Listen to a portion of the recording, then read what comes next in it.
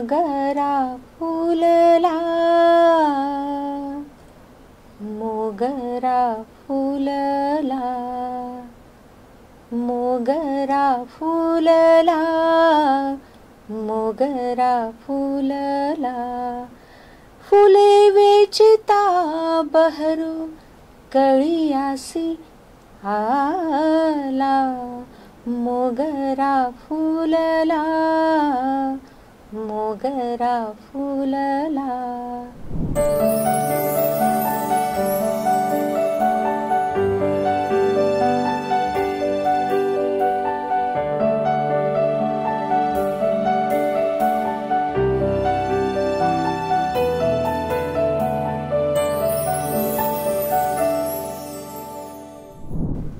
स्वप्नांच्या वाटा तिनं चालून पाहिल्या, स्वप्नांच्या वाटा तिनं चालून पाहिल्या. घराची जबाबदारी अन आभाळ गाठून पाहिलं. संघर्षाच्या वादळातही ती लढत राहिली. तिनं आपलं वेगळं अस्तित्व तेजासारखं जळत ठेवलं. जिच्या नजरेत जिद्द आहे, जिच्या मनात ताकद आहे, होय होय तीच स्त्री घरही सांभाळते आणि जगालाही बदलते. घरदाराचा आधार ती, तरीही तिची झेप पार. नमस्कार, मी प्रियंका आणि आपण बघत आहात शंखनाद प्रस्तुत लेडीज विंग. आज आपल्यासोबत आहेत एक अशा महिला ज्यांना फक्त राजकारणच नाही तर राजकारणासोबत समाजकार्य, त्याचबरोबर सांस्कृतिक कार्याची देखील आवड आहे. एवढंच नाही तर त्या एक यशस्वी महिला उद्योजिका देखील आहेत. आज आपल्यासोबत आहेत मनीषा काशीकर मॅम, महामंत्री, नागपूर शहर, भारतीय जनता पार्टी महिला मोर्चा. या भारतीय जनता पार्टीच्या कार्यकर्ता असून त्या एक यशस्वी महिला उद्योजिका आहेत. समाजकार्याची आवड, सांस्कृतिक कार्याची आवड असलेल्या मनीषा काशीकर यांनी अनेक उपक्रम राबविलेले आहेत. त्यांचा राजकीय आणि उद्योजकीय प्रवास कसा आहे ते आज आपण त्यांच्याचकडनं जाणून घेऊयात. नमस्कार मॅम, शंखनाद प्रस्तुत लेडीज विंग या कार्यक्रमात आपलं स्वागत आहे. मॅम, आपल्या सुरुवातीच्या प्रवासाबद्दल थोडक्यात सांगा. जसं की आपण राजकारण करताच त्याचबरोबर सांस्कृतिक क्षेत्रात देखील आपण कार्य केलेले आहे, तर या क्षेत्रामध्ये आपला प्रवास कसा सुरू झालेला आहे? प्रियंका, माझ्या प्रवासाची सुरुवातच जणू सामाजिक आणि सांस्कृतिक कार्यातनं झाली. आम्ही चंद्रपूरला होतो, त्याच्यानंतर मुलांच्या शिक्षणासाठी आम्ही नागपूरला आलो. नागपूरला आल्यानंतर मला असं वाटायला लागलं की मुलं तर शाळेत जातात आणि आपल्याजवळ जो वेळ आहे त्याचा काही सदुपयोग झाला पाहिजे. तर मला कुठून तरी कळलं की इथे ललित कला विभाग आहे आणि तिथे कोर्सेस असतात.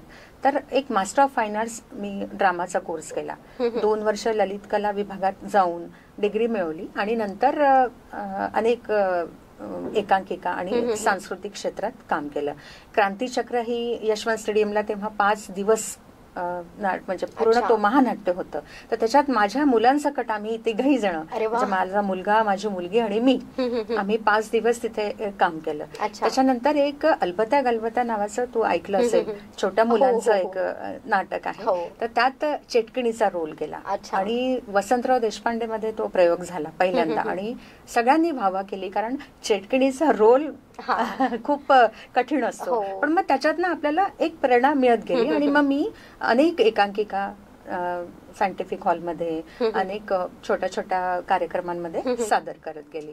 नंतर मला सांस्कृतिक कार्याची आवड असल्यामुळे गाणं सुद्धा मी शिकली. तर क्लासिकल नाही, पण माझ्या हौशी खातर मी लाईट म्युझिक शिकली, त्याच्या परीक्षा पण दिल्या. आणि असे काम करत असताना बेटी बचाओ बेटी पढाओ अभियान माझ्या समोर होतं. त्या अभियानामध्ये पण मी काम केलं. त्याच्यानंतर नारी सुरक्षा एवं सम्मान हे आमची एक NGO होती. त्याच्यात काम करत असताना असं आढळलं की राजकारण आणि व्यवसाय, आपल्याला जर मोठ्या क्षेत्रात किंवा मोठ्या स्तरावर कामं करायची आहेत किंवा बदल हवा असेल तर राजकारण आणि व्यवसाय ही दोन्ही प्रभावी माध्यम आहे. आणि म्हणून मग मी मुद्रा इव्हेंट्सची स्थापना केली, ज्याच्यात महिलांना कलागुणांना व्यासपीठ मिळतं, त्यांना गायला एक व्यासपीठ मिळतं. आणि महिला मोर्चा मध्ये सक्रिय आहे, कारण मी महामंत्री असल्यामुळे मला एक समाजासाठी काही योगदान पण देता येतं. नारी सुरक्षा आणि एवं सम्मान हा आम्ही महिलांचं जेव्हा NGO चालवलं त्याच्यामध्ये आम्ही महिलांना प्रशिक्षण देताना एक उदाहरण मला इथे द्यावंसं वाटतं की ती अतिशय गरीब घरची मुलगी होती आणि तिला शिवणकला म्हणजे तिला उपजतच ती कला होती की काय, मला आता असं वाटतं. तर ती इतकी छान ब्लाऊज त्या शिकली, म्हणजे तिथनं पेटीकोट आणि ब्लाऊजचं आम्ही प्रशिक्षण दिलं होतं. तर त्या 10 दिवसाच्या प्रशिक्षणामध्ये त्या मुलीने इतकं कॅचअप केलं ते आज तिचं बुटीक आहे. आणि ती आज सगळ्यांचं म्हणजे मला अजूनही तिचा फोन असतो पहिला दरवेळेला की मॅडम तुम्ही मला ते शिकवलं, कारण आम्ही तो फ्री ठेवला होता कोर्स. 10 दिवस आधी पहिला ट्रेनिंग आणि मग त्याच्यातनं ज्या महिला पास होतात किंवा ज्यांना म्हणजे वाटतंय की नाही या महिला करू शकतात, मग त्यांच्यासाठी 15 दिवसाचं वेगळं पुन्हा ट्रेनिंग ठेवलं होतं. तर आज तिने ते बुटीक केलं आणि ती आज इतकं आपल्या पायावर उभी आहे. म्हणजे मला सांगायचं तात्पर्य आहे की महिलांनी खरंच आजच्या काळात आपल्या स्वतःच्या पायावर उभं राहणं अगदी अगदी अगदी गरजेचं आहे. कारण आर्थिक स्वावलंबन हा खूप मोठा भाग आहे. आणि दुसरं म्हणजे एक पार्लरचा पण आम्ही कोर्स केला होता. त्यात पण एक ती मुलगी इतकी ट्रेंड झाली, ती दुसरी होती, ती सविता गर्गे नावाची. तर त्या पार्लरच्या ह्याच्यामध्ये तो 1 महिन्याचा कोर्स होता, कारण त्याच्याशिवाय तो कोर्स पूर्णच नव्हता होत. तोही आम्ही फ्री दिला होता. 1 रुपया पण आम्ही महिलांकडनं घेतला नाही. ती पण मुलगी आज घरोघरी सगळ्यांकडे जाते. माझ्या म्हणजे मी जिथे राहते त्या बिल्डिंग मध्येच ती 4-5 ठिकाणी तिने काम सुरू केलेलं आहे. त्याच्यानंतर मला करायचं तर सगळंच असतं, पण मला ना नेहमी असं वाटायचं की आज तुम्ही जगून घ्या, उद्या काय होणार कोणालाच माहिती नाही. त्यामुळे आज आपल्याला जे करता येईल ते करा. तसंच मी गाणं शिकली, मग मुद्रा इव्हेंट्सची स्थापना केली. मी स्वतःही गाणं म्हणते, पण माझा ग्रुप पण तयार केलेला आहे. आणि आम्ही वर्षातनं 2दा सायंटिफिक हॉल असू दे किंवा बाहेर कुठलाही जो हॉल आम्हाला मिळतो तिथे वर्षातून 2दा आम्ही कार्यक्रम सादर करतो. आणि आम्ही मुद्रा इव्हेंट्स फक्त परफॉर्मिंग आर्ट रिलेटेडच थांबलो नाही, तर कोरोनाच्या काळात सुद्धा आम्ही घरून कार्यक्रम केले. तेव्हा विठ्ठलाच्या एकादशीचा कार्यक्रम केलाय, सावरकरांची जयंती सादर केली आहे. तर तेव्हा तर कोणी कुठे जाऊ शकत नव्हतो, पण आम्ही नेटवर्क आम्ही घरून गाणं रेकॉर्ड करायचं. आणि तेव्हा माझ्या मुलांनी मला, कारण टेक्निकल जो भाग होता तो सगळा तो सांभाळायचा, तर त्याच्यात सुद्धा मी. आणि कोरोनामुळे खूप ठिकाणी म्हणजे उद्योगधंद्यांना कसा काय परिणाम झाला, शिक्षण क्षेत्रातले क्लासेस असू दे, हॉटेल्स असू दे, मग डॉक्टर्स असू दे, मग आम्ही सगळ्यांचा इंटरव्ह्यू घेतला. आम्ही त्यांना आधी सांगायचो की आम्ही असं उद्या तुम्हाला बोलवतोय, हे आमचे प्रश्न राहतील, आम्ही तुम्हाला विचारू आणि तुम्ही काय तुमचा म्हणजे कोरोनाच्या याच्यात परिणाम झालेला आहे. तर मग आम्ही तसा तो इंटरव्ह्यू म्हणजे टॉक शो पण घेतला. तर असे विविध कार्यक्रम राबवले आहेत. निवेदन सुद्धा केलं आहे. माधव नेत्रालयचं जेव्हा पहिलं इथे जे ओपनिंग झालं, तुम्हाला माहितीच आहे, मोठं जे हॉस्पिटल बनलं, तेव्हा माझे जे गुरु आहेत स्वामी अवधेशानंद, तर ते फाउंडर आहेत. तर तिथे मला निवेदन करण्याचा म्हणजे चान्स मिळाला. तोही गुरुकृपेमुळेच मी असं म्हणते. तर असे सगळे मोठे मोठे दिग्गज होते आणि त्यांच्या समोर मला एक निवेदन करण्याची पण संधी मिळाली. तर त्यामुळे असं मला वाटतं की प्रत्येक क्षेत्रात महिलेनी काम करत गेलं पाहिजे. तर असा माझा प्रवास सुरू आहे. आणि डायल फॉर फूडचा पण केलं. आणि आज आता तर मी ठरवलं आहे की आपल्याला जे समोर जेवढे वर्ष आहेत तेवढे सामाजिक आणि सांस्कृतिक कार्य करत राहायचं. मॅम, खरं तर आजच्या महिलांसाठी आपण एक प्रेरणास्त्रोत आहात.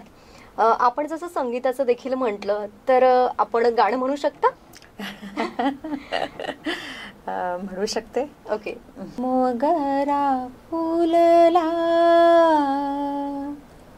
मोगरा फुलला, मोगरा फुलला, मोगरा फुलला, फुले वेचिता बहरू कळियासी आला, मोगरा फुलला, मोगरा फुलला, इवाले से रोप लावियले द्वारे, इवाले से रोप लावियले द्वारी, तयाचा बेलू गेला गगनावेरी, मोगरा फुलला, मोगरा फुलला, फुले वेचिता बहरू कळीयासी आला, मोगरा फुलला, मोगरा फुलला. वा, फारच सुंदर मॅम, खूप सुंदर म्हटलं आपण गाणं. मॅम, आपण राजकारणासोबत उद्योग त्याचबरोबर सांस्कृतिक कार्य देखील सांभाळता, तर हे कसं काय शक्य आहे? शक्य आहे. आपला सगळ्यात पहिले तर आपला उत्साह आणि आपली इच्छा. अगदी बरोबर. की आपण काम करतोय त्याच्यात आपण प्रसन्नता आहे का. वेळेचं आपल्याला एक व्यवस्थापन करायला लागतं की आज माझ्याजवळ काय काय काम आहेत, मी कुठल्या वेळी काय केलं पाहिजे. त्याच्यानंतर एक टीम वर्क पाहिजे. तुम्ही एकटं कुठलंच काम करू शकत नाही. तुमच्याजवळ एक टीम पाहिजे, एक समुदाय पाहिजे, एक संघटन पाहिजे. जर मला मुद्रा इव्हेंटचं काही मीटिंग असेल आणि त्याचबरोबर राजकारणाशी संबंधित काही महिला मोर्चाची मीटिंग असेल आणि दोन्ही त्याच वेळेवर असेल तर मला त्या टीमसाठी त्यांना स्वतः सकाळी सांगून की हे काम तुम्हाला करायचं आहे, 8 लोक इकडे जातील, 10 लोक इकडे जातील, हे वेळेचं आणि मॅनेजमेंट ज्याला आपण म्हणतो टाइम मॅनेजमेंट आणि जबाबदारी वाटून घ्या. कोणीही एकटं काम करू नका, तर तुम्ही सर्व क्षेत्रामध्ये काम करू शकता. मला असं आठवतं जेव्हा आम्ही उज्ज्वल नगर मध्ये होतो तेव्हा एक dial for food me business करायची, घरूनच करायची. तर सगळं काही म्हणजे किटी पार्ट्यांमध्ये स्नॅक्स असू दे, कोणाकडे जेवणाचं पूर्ण स्वयंपाक असू दे, मी सगळं बनवायची घरी. आणि एक तेव्हा आता तर तुम्हाला पोर्टल आणि झोमॅटो वगैरे सगळं आलं, पण 20 वर्षाआधी असं काही नव्हतं. तर तेव्हा मी एक ऑटोवाला ठेवला होता. तर मी त्याला सगळं साहित्य त्या ऑटोत भरायची आणि तो बिचारा सगळीकडे पोहोचवून द्यायचा. आणि तो पण खूप आवडीने, त्यालाही, कारण त्याला माहिती आहे की आज मॅडमकडे हे बनलं म्हणजे ते त्याला पण मिळणार, तर तो पण अगदी आनंदाने जायचा. तर डायल फॉर फूड बिझनेस करत असताना जसं आता मला एक ऑर्डर यायची सकाळी की मॅडम तुम्ही आम्हाला 25 पुरणाच्या पोळ्या करून द्या. त्याच्यानंतर आपण त्या पुरणाचा घाट घातला, सगळं केल्यावर दुपारी फोन यायचा की संध्याकाळी आमच्याकडे असे लोक जेवायला येणार आहेत, तर 25 लोकांचा दुसरा वेगळा स्वयंपाक करायचा आहे. तर एकदा गोड बनवायचं, एकदा तिखट बनवायचं. आणि त्यातच मध्ये असा पण फोन यायचा की महत्वाची मीटिंग आहे. अशा वेळेला माझ्याजवळ ज्या महिला होत्या काम करणाऱ्या, तो 8 लोकांचा ग्रुप होता. तर त्यांना मी सांगून द्यायचे की एक जण भाज्या कापून द्यायला, एक जण पोळ्यांचं बघेल आहे, मी येईल तेव्हा मी फोडणं देईन, पण तुम्ही ती तयारी जी आहे आधीची ती सगळी करून ठेवा. मग तिथली मीटिंग संपली की मी माझं पुढच्या तयारीला लागायची. त्यामुळे वेळेचं तुम्हाला म्हणजे नियोजन, नियंत्रण आणि मूल्यांकन या तिन्ही बाबी महत्वाच्या आहेत. आणि मग सहज शक्य होतं. म्हणजे असं काही खूप कठीण असं नाही, सगळं आपल्या मनातून इच्छाशक्ती अगदी पूर्ण पॉवरफुल पाहिजे, तर सगळ्या गोष्टी होतात. अगदी बरोबर. आणि यालाच तर भारी महिला म्हणतात. आणि मला असं वाटतं एक स्त्री सगळं काही करू शकते. अगदी बरोबर, सगळं काही करू शकते. मला सांगा की आपण राजकारण करता आणि समाजकार्य देखील आपण अनेक केलेले आहेत, तर महिलांसाठी खास करून कोणते विशेष उपक्रम आपण राबविलेत? अनेक उपक्रम राबवले. नारी सुरक्षा एवं सन्मान हे जेव्हा आम्ही एनजीओ चालवत होतो तेव्हा स्किल डेव्हलपमेंट हा टॉपिक उचलून महिलांना प्रशिक्षण दिले. म्हणजे त्याच्यात शिवणकला, पार्लरचा कोर्स, आणि मध्ये असं होतं की प्लास्टिक बंद, त्यामुळे आम्ही कापडी पिशव्या त्यांना शिकवल्या आणि तो उपक्रम पण बरेच दिवस चालला. त्याच्यानंतर बेटी बचाव बेटी पढाव मध्ये असताना आम्ही वारंवार असे महानगरपालिकेचे टॉयलेट्स असतील किंवा जागोजागी आम्हाला काही समस्या आढळल्या मुलींच्या, तर आम्ही जायचो तिथे की टॉयलेट कसे क्लीन करायचे. त्याच्यानंतर असे काही उपक्रम असतात ज्याच्यात आरोग्य शिबिर, ब्रेस्ट कॅन्सर मी तुम्हाला सांगितलं की ते शिबिर आम्ही नागपूर शहरात इतक्या म्हणजे 10,000 महिलांचं चेकअप केलं होतं. माझ्याजवळ तो पूर्ण रेकॉर्ड पण आहे, कुठे कुठे आम्ही गेलो, कुठल्या मंडळात गेलो. आणि तेव्हा कसं आहे की शासन आपल्या सोबत असतं. म्हणजे राजकारण, सामाजिक, याच्यासाठी मी म्हणते की राजकारणातून सामाजिक कार्य इझी होतं याच्यासाठी की जेव्हा हे सगळ्या आम्ही स्क्रीन टेस्ट करायचो, ती एक मशीन असायची, त्याच्यात तुम्हाला समजा ब्रेस्ट कॅन्सर असेल तर ते स्क्रीन मध्ये येऊन जायचं की ही महिला पॉझिटिव्ह आहे. तर अशा वेळेला तिचं ऑपरेशन करायचं, तर या वेळेला राजकारण थ्रू म्हणजे काही शासनाची आपल्याला मदत मिळते आणि त्यामुळे त्या महिलांचे ऑपरेशन इझिली होऊन जातात, त्यांना एकही रुपया लागत नाही. म्हणून समाजकारण आणि राजकारण या दोन्ही याच्यात मी याच्यासाठी खुश आहे की एक सामाजिक सेवा पण होऊन जाते. कारण नागपूर शहर आपण फिरतो, आपल्याला त्या महिला आढळतात, त्यांचे ऑपरेशन्स होतात, म्हणजे एक सामाजिक कार्य पण होतं आणि याला एक तुम्हाला बॅकअप लागतं, सपोर्ट लागतो, म्हणून राजकारणाची गरज असते. ओके, म्हणजे समाजकार्य करत असताना समाजकार्यासोबतच राजकारणाची जोड असणं देखील, कारण हे विविध विविध धोरणे असतात ना, ही अवलंबन करायला तुम्हाला शासन राजकारण हे मागे लागतंच. ओके मॅम, आपण भारतीय जनता पक्षाच्या कार्यकर्त्या आहात, आपण महिला मोर्चाच्या महामंत्री देखील आहात, तर आपल्या जबाबदाऱ्या कशा काय वाढत गेल्या? सुरुवातीला तर मी एक संपर्क प्रमुख होती एक मंडळाची, प्रभागाची. त्यानंतर मग बेटी बचाव बेटी पढावचं काम म्हणजे पूर्ण नागपूर शहर अध्यक्ष म्हणून 6 विधानसभा क्षेत्रात काम केलं. त्याच्यानंतर महिला महामंत्री म्हणून 2 टर्म मी नागपूर शहराचं काम सांभाळते. हे करत असतानाच अनेक जबाबदाऱ्या येतात, जसं की 6 विधानसभा तुम्हाला हे करायचं. तर आमचा महिला मंत्री म्हणून आमचा मेन मोटो म्हणजे माझा मेन मोटो हाच राहील की मला विविध आयाम, विविध क्षेत्रातील महिलांना जोडणे. ओके. प्रत्येक फील्ड मधली त्या महिलांना भाजपसाठी जोडणे. ओके. तिच्या मनात भाजप काय आहे, काय काम चालतं हे तिला ठामपणे समजून सांगणे. कारण भाजप कसं आहे, जसं आता मी खासदार सांस्कृतिक क्षेत्रात पण काम करते. म्हणजे खासदार सांस्कृतिक कोर कमिटीमध्ये जेव्हा आम्ही असतो तेव्हा मोठाले सांस्कृतिक कार्यक्रम होतात. तर ते कलाच्या क्षेत्रातही काही महिलांना जोडायला लागतं. अनेक आयाम असतात. भाजप म्हणून असं नाही म्हणत मी, पण भाजपमध्ये काम करताना इतक्या वेगवेगळ्या प्रकारचे कामं असतात की सगळ्या महिलांना जोडणे हा एक महत्वाचा आमचा एक रोल असतो. आणि दुसरं आरोग्य शिबिर. त्याच्यात आम्ही आरोग्य शिबिर तर इतके मोठाले असतात. म्हणजे मी जसं तुम्हाला ब्रेस्ट कॅन्सरचं सांगितलं ते असतं. त्याच्यानंतर डेंटल चेकअप, आय चेकअप. यांनी कसं आपला डॉक्टरांशी परिचय होतो.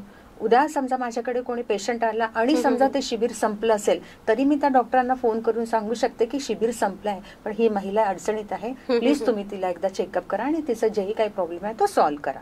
म्हणजे ही एक ओळख होते आपली सगळ्या लोकांची. नाहीतर आपल्याला माहिती नसतात की इतके क्षेत्रातले डॉक्टर आहेत, पण पर्टिक्युलर आपल्याला माहिती असं हा एक नावाजलेला आहे. पण जेव्हा तुम्ही भाजपचे जेव्हा आरोग्य शिबिर अटेंड करता तेव्हा इतक्या प्रकारचे तुमची ओळख होते. जसं की डेंटल, आय, स्किन स्पेशालिस्ट, त्याच्यानंतर ऑर्थोपेडिक, अनेक प्रकारच्या डॉक्टरांची एक आपली बॉन्डिंग तयार होतं. म्हणजे उद्या आपल्याला काही लागलं, मदत लागली तर आपण त्यांना फोन करू शकतो. अच्छा मॅम, हे सगळं करून जसं राजकारण, समाजकारण, सांस्कृतिक कार्य या सर्व क्षेत्रांमध्ये काम करून आपण जे एक आपली ओळख निर्माण केलेली आहे, तर यासाठी आपल्या घरच्या मंडळींची साथ कशी लाभली? घरच्या मंडळींची तर साथ लाभलीच. जसं मी तुम्हाला गाण्याचं सांगितलं की माझ्या सासू सासऱ्यांची इच्छा होती म्हणून मी गाणं शिकले. त्याच्यानंतर जसं मी मुद्रा इव्हेंट्सचं सांगितलं की टेक्निकल भाग जोही काही होता कोरोनाच्या काळात किंवा अजूनही काही बॅक पोस्टर असेल किंवा काय, तो माझा मुलगा सांभाळतो. पण या सगळ्यांसोबत बॅकबोन माझा नवरा आहे. कारण त्यांनी मला खूप डेव्हलप केलं आहे. मी तुम्हाला म्हटलं मला स्कूटर, सायकल काहीच येत नव्हती. त्यांनी नागपूरला आल्यानंतर मला कार शिकवली. त्याच्यानंतर master of fine arts course सुद्धा मी त्याच्यामुळेच केला की तू नागपुरात आल्यावर काही कर. गाण्याच्या परीक्षा मी देऊ शकली. राजकारणात सुद्धा मी त्याच्याच. आज सुद्धा मला समजा कुठल्या प्लॅटफॉर्मवर भाषण द्यायला जायचं असतं, आमच्या महिला मोर्चाचा काही कार्यक्रम असतो, तर तो मला पॉइंट्स लिहून देतो की तू हे बोल, ते बोल. किंवा काही न्यूज असते आणि त्या न्यूज मध्ये अचानक कुठली न्यूज अशी जी येते जी माझ्या कामाची आहे, तो लगेच मला फोन करतो. जर मी कुठेही बाहेर असेल तर मला तो सांगतो. त्याचं म्हणजे ऑल क्रेडिट गोज टू माझा नवरा. कारण त्याच्यामुळेच मी हे सगळं करू शकते. कारण खरंच खूप सपोर्ट आहे. म्हणजे आज मी विविध क्षेत्रांमध्ये, विविध आयामांमध्ये काम करते हे त्याच्यामुळे. अच्छा, आपण असं म्हणतोच की एका यशस्वी पुरुषामागे एक महिला असते, पण आज उलट झालेला आहे. एक महिलेच्या यशस्वीतेसाठी देखील एक पुरुषांची साथ असते. हो हो, खरंच माझ्या बाबतीत तर माझा नवरा. प्रियंका, आज आता मी तर जसं म्हटलं की माझा नवऱ्याचा सपोर्ट किंवा बॅकबोन तो आहेच, पण आज आता माझी मुलं पण मोठी झाली आहेत, त्या दोघांची लग्न पण झाली आहेत. तर आता मला असंच वाटतं की माझा जो उरलेला वेळ आहे तो सत्कर्मी लागला पाहिजे. त्यामुळे समाजकारण आणि राजकारण, सामाजिक सेवा आणि राजकारणात मला काही पुढे करता आलं तर माझा हा प्रयत्न आहे की मी नक्कीच करत राहणार. मॅम, आपल्याला राजकारणात प्रवेश करण्याची प्रेरणा कशामुळे मिळाली? मोदींमुळे. आणि मी स्वतःला खूप भाग्यवान समजते की याच्यासाठी की माझी राजकारणात सुरुवातच बेटी बचाव बेटी पढावच्या अभियानामुळे झाली. त्यामुळे मला मोदीजींचंच ते अभियान होतं. आता इतकं राहिलं नाहीये ते, पण तेव्हा त्या काळामध्ये होतं. त्या म्हणजे एक 20 वर्षाच्या आधी हा सगळा भाग होता. तर मला एक 6 वर्ष या अभियानात अध्यक्ष म्हणून काम करता आलं आणि तीच माझी सुरुवात होती. आणि दुसरं, महिलांचे बरेच प्रश्न असतात, ते प्रश्न घेऊन आम्हाला जाणे, त्यांच्या फाईल तयार करणे. त्याच्यानंतर बेटी बचाव बेटी पढाव मध्ये काम करत असताना अनेक अशा समस्या पण असतात मुलींच्या, म्हणजे किशोरवयीन मुलींच्या, काही महिलांच्या. महानगरपालिकेत काही टॉयलेट्स क्लीन आहेत की नाही, तर हे सगळं कामं. आणि कसं आहे की एक निर्णय क्षमता जी महिलांची असते ती घेताना असं वाटतं की कधी कधी राजकारणाचा याच्यासाठी गेलं पाहिजे की आता काही एखादं गव्हर्नमेंटचं ऑफिस आहे, तिथे समजा आपल्याला लेडीजसाठी काही टॉयलेट्स हवे आहेत किंवा ब्रेस्ट फिडिंगसाठी महिलांसाठी एक वेगळा कक्ष हवा आहे, तर असं मग आम्ही सुचवू शकतो. तर त्याच्यासाठी निर्णय क्षमता असं वाटतं की बाबा त्याच्यासाठी राजकारणात गेलं पाहिजे. आणि महिलांचे हक्क, अनेक प्रॉब्लेम असतात महिलांना जी जाऊ शकत नाही. आणि हे जे नारी सुरक्षा केंद्र किंवा वेणी फाउंडेशन, माझी दुसरी एनजीओ आहे, त्या याच्यात काम करताना असं वाटलं की राजकारणात गेलं पाहिजे. आणि मला आवडतं. आणि मी वेळ देते, भरपूर वेळ देते. आणि अनेक कामं केलेले पण आहेत, म्हणजे स्वेच्छेने केलेले. असं नाही की मला कंटाळ येतो किंवा अरे आता कशाला, असं काही नाही. कुठलंही काम आलं आम्ही करतो. आनंदाने आपण ते केलं आहे. हो हो. मला सांगा की राजकारण आपण करताच, त्याचबरोबर उद्योग म्हणून जसं आपण एक बिझनेस केलेलं होतं आपण, तर कोणकोणत्या आव्हानांना आपल्याला सामोरे जावे लागलं? प्रियंका, असं आहे, एक महिला जेव्हा उद्योजक बनते ना, तर तिला खरंच समस्यांना सामोरे जावे लागतं. का? कारण तिला दुहेरी भूमिका करावी लागते. घर पण सांभाळायला लागतं, नवरा, मुलगा, सासू सासरे, आपल्या घरातलं वातावरण, ते सांभाळून तिला वेळ द्यायला लागतो.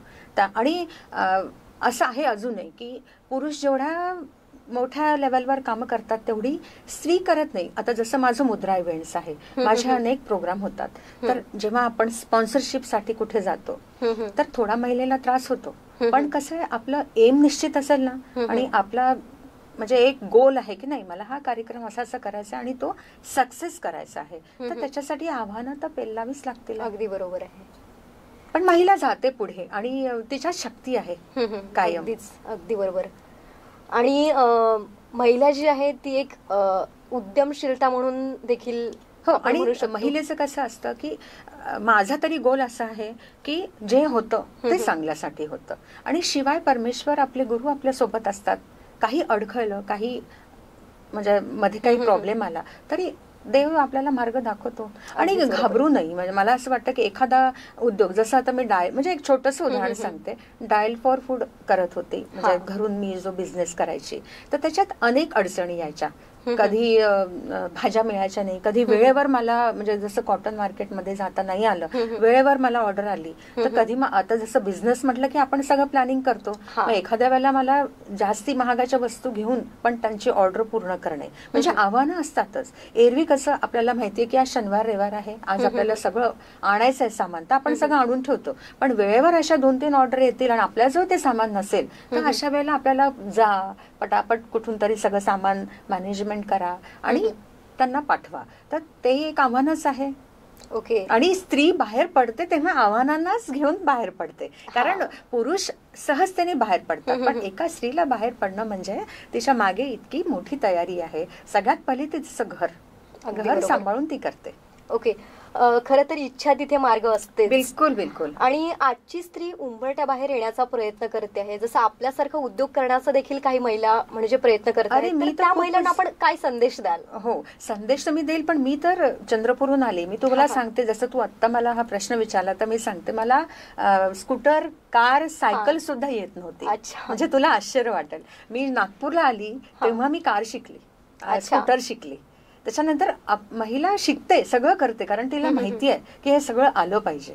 कॉम्पिटिशन कुठलीही नको, स्वेच्छेने ती शिकते, सगळं करते.